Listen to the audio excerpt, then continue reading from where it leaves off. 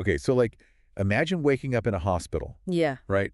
You have no memory, a head wound, and there's this mysterious woman Oh, wow. whispering to you about danger, Yeah. but you can't even grasp what she's talking about. That's how Dan Brown's Inferno starts. I see. It's Robert Langdon's terrifying start in this book. Yeah. So for this deep dive, Okay. we're going to be looking at excerpts from Inferno, Okay. focusing on Robert Langdon's perspective. And we're going to decode all the signals, Right. unravel the whole mystery, Yes. and see if Inferno is really just a thriller Yeah. or if it's something much deeper. I mean, that's a fascinating premise, right? Yeah. Just dropping us right into his disorientation. Yeah. And this guy, Langdon, he's a Harvard symbologist. That Weird. means he studies the meaning of symbols. Yes. And this is really key because he's immediately thrust into this situation Right. where symbols hold the key to his survival. Yeah, he's got this specialized knowledge Exactly. that most people wouldn't even think about, right? Uh-huh. But at the same time, he's also injured. Yeah. He's basically running on instinct. Right. What stands out to you about his initial state?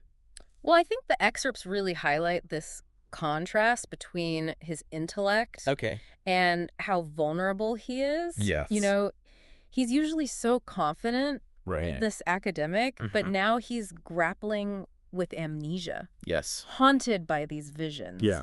And he's relying on this woman. Sienna Brooks. Yeah, Sienna Brooks. Yeah. But her motives are unclear. Right. So it just creates this incredible sense of unease. Right from the start. Right from the start. And Sienna Brooks is such an interesting character Yes. in herself, right? Yeah. She seems to know more than she's saying. Uh-huh. She's clearly really resourceful, Right. helping him escape the hospital. Yes. What's your read on her? It's almost as if she's a protector and a puzzle at the same time. Oh, interesting. The excerpts hint at her brilliance, Okay. her medical knowledge, her quick thinking. But there's this layer of secrecy that makes you wonder, Yeah. what are her true intentions? Right. Is she an ally? Yeah. Or is she playing some deeper game?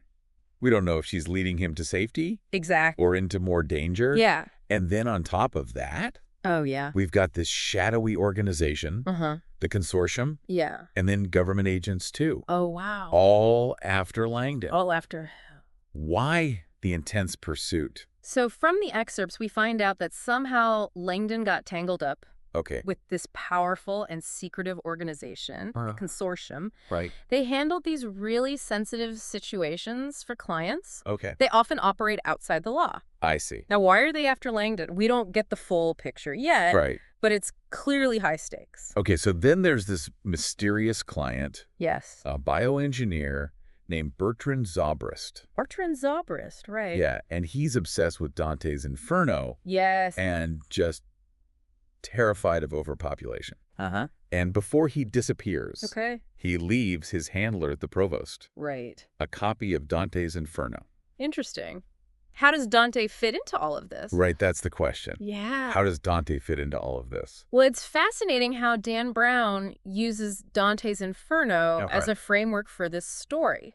Uh-huh. So the poem describes Dante's journey Right. through the 9 circles of hell, Yes. and Zobrist seems to be using it as a blueprint, Wow. leaving these clues and riddles, Okay. all based on Dante's imagery and symbolism. Wow. So it just adds this whole other layer of complexity to the chase. So it's not just about escaping. No, It's about deciphering this code that Zobrist has laid out. this literary code. Yeah. Exactly. And that's where Langdon's expertise comes in. Yes. He's like a walking Dante encyclopedia. Exactly. He's able to see these connections that other people miss, Wow. you know, picking up on these really subtle details Uh-huh. in the Florentine landscape, Okay. the artwork. Yeah. Even the architecture. Yeah. All tied back to Dante.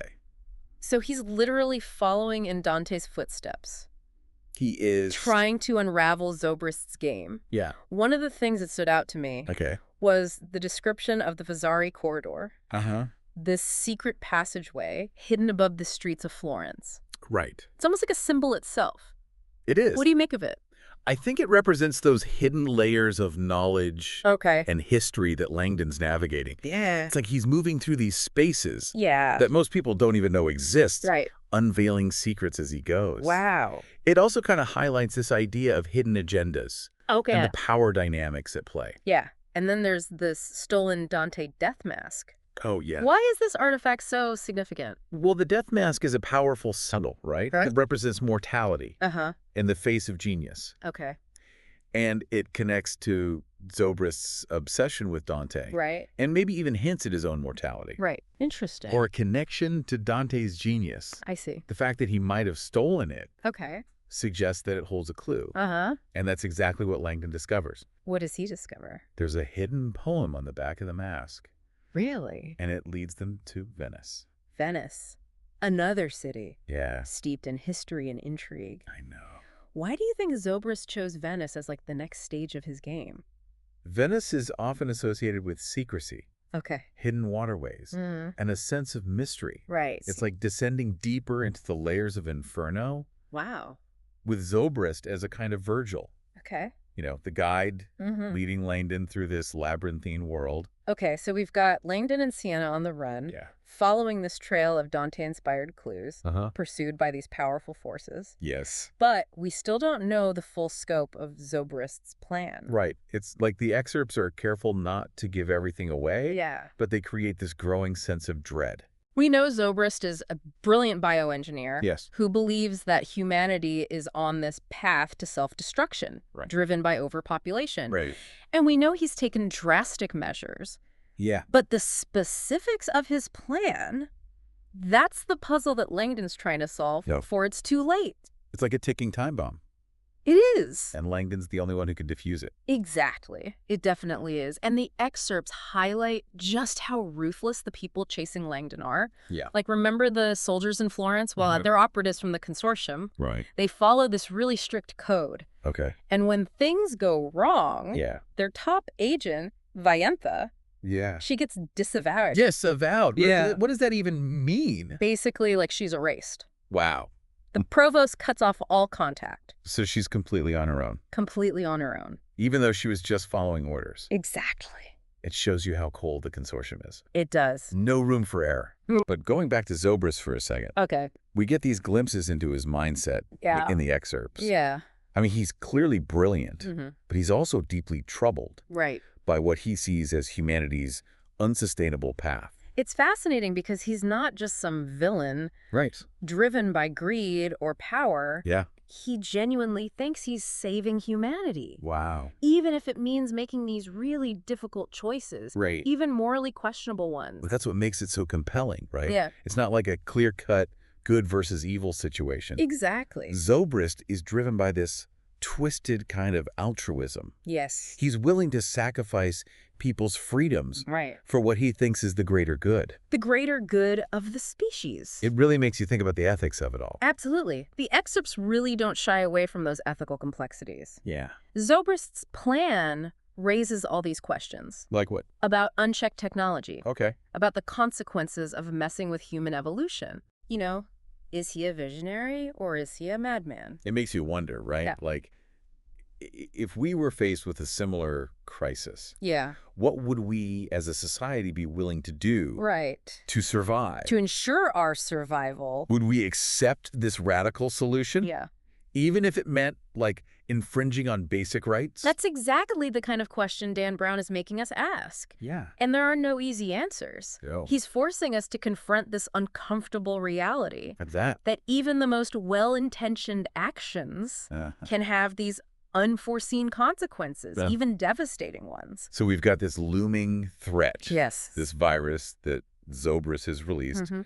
We still don't know its full purpose. Right. Where do Langdon and Sienna go next? Well, the excerpts take them to Istanbul. Istanbul? Yeah, this vibrant city Okay. where East meets West. I see. Like ancient and modern collide. Okay. It's like the setting itself becomes a character, Wow. you know, mirroring that clash of ideas. Yeah. And the search for truth. It seems like a fitting place for this story. It does. I mean, Istanbul has such a rich history yeah. and cultural significance. Mm-hmm. What role does the city itself play in the narrative? Well, Istanbul becomes this symbolic landscape Okay. with all its historical landmarks and hidden passages, bustling marketplaces. Right. It's like Zobrist is using the city itself Oh, wow. as a canvas for his game, I see. drawing Langdon deeper and deeper Okay. into this web of mystery. And one of the key locations in Istanbul Yes. is the basilica cistern. Uh-huh. This huge underground chamber Right. with hundreds of ancient columns. Yeah. Why do you think he chose this place? Yeah, what's the significance? Well, the basilica cistern is like a hidden world. Okay. Right beneath the city. Huh. It's a place of darkness and secrets. Wow.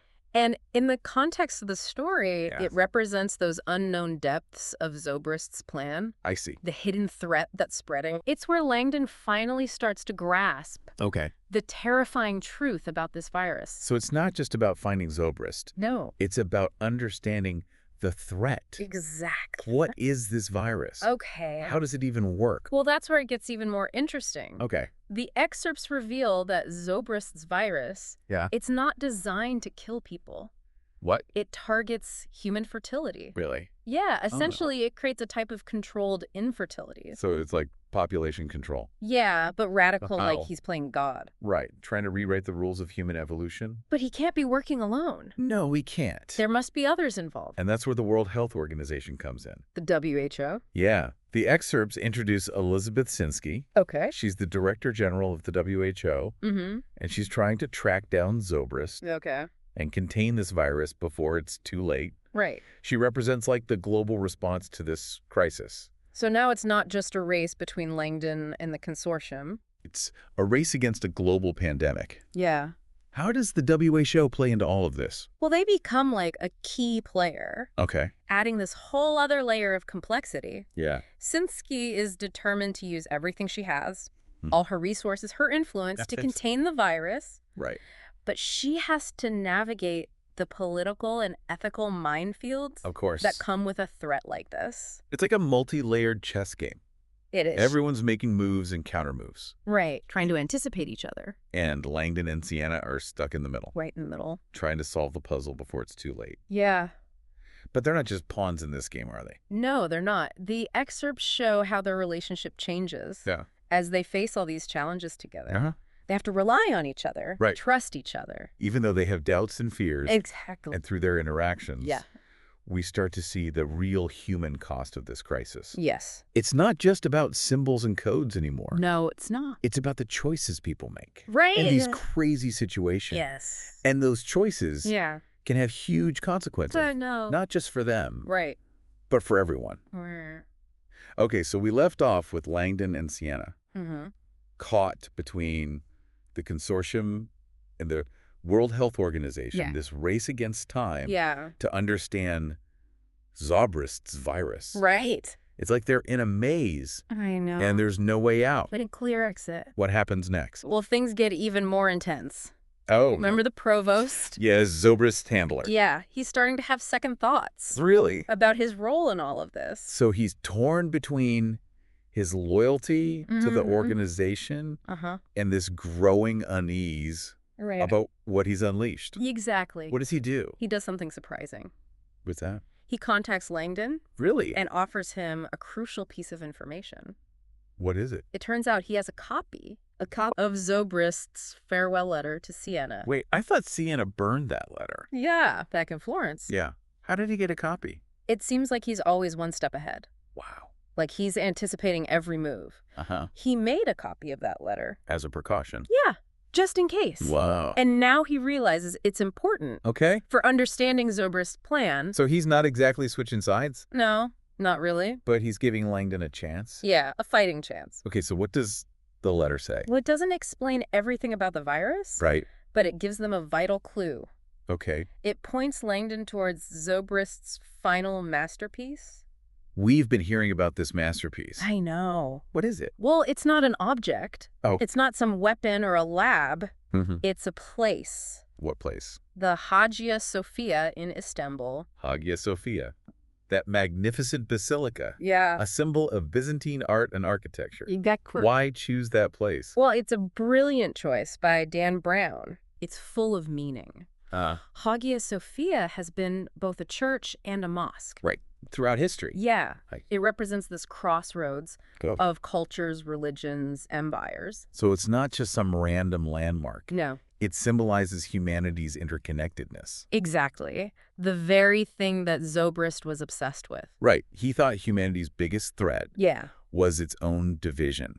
our inability to see ourselves as a unified whole. As one. So he chose Hagia Sophia Yes. as a symbol of this interconnectedness. Yeah. The place where his vision would be realized. Exactly. But his methods, yeah. releasing a virus, Right. that changes human fertility. Uh-huh. It's hard to reconcile that I know. with his vision of unity. It's a paradox. Yeah. That's the brilliance of Dan Brown's writing. Right. He makes us confront these contradictions. Okay. Good and evil. Yeah. Do the ends justify the means? Especially when it comes to something like this. Right, a global crisis. So Langdon and Sienna finally reach Hagia Sophia. Yeah. They know this is the key to Zobrist's plan. To his plan. What do they find there? This is where the excerpts get really interesting. They don't reveal exactly what Langdon discovers. Oh, come on. But they hint at a shocking revelation. A twist. It's the twist that changes everything. You can't leave us hanging like that. Okay. Let's just say Yeah. Langdon comes face to face with the true nature of Zobrist's masterpiece. Okay. And it's not what anyone expected. Wow. It raises even more questions. About what? About the virus, its purpose, the consequences for everyone. And Sienna? Yeah. What about her? What role does she play in all this? Sienna's character takes a really interesting turn. Okay. She's dealing with her own issues. Like what? Her connection to Zobrist. The weight of what she knows. Wow. And she makes a decision that could decide the fate of the virus and the future of humanity. So it all comes down to Sienna. It does. What a powerful ending. It is. It leaves you wanting more. I know. Wanting those answers. Well, and those questions. That Dan Brown has raised. And that's what we've tried to do here on the deep dive. Exactly. Explore not just the plot, but the deeper themes. Right. The symbolism. Yes. The questions it asks about humanity. About ethics. Yeah. Our place in the world. It's been a fascinating journey. It has. And I hope it encourages our listeners. Me too. To dive into Inferno themselves. Yes. Read the book. And come to their own conclusion. Exactly. Absolutely. There's so much to unpack in this book. I know. We've only just scratched the surface. We have. If you're intrigued by what we've talked about today, yeah, I highly recommend checking out Dan Brown's Inferno. You won't regret it. Until next time. Yes. Keep exploring, keep questioning. Keep diving deep. And keep diving deep.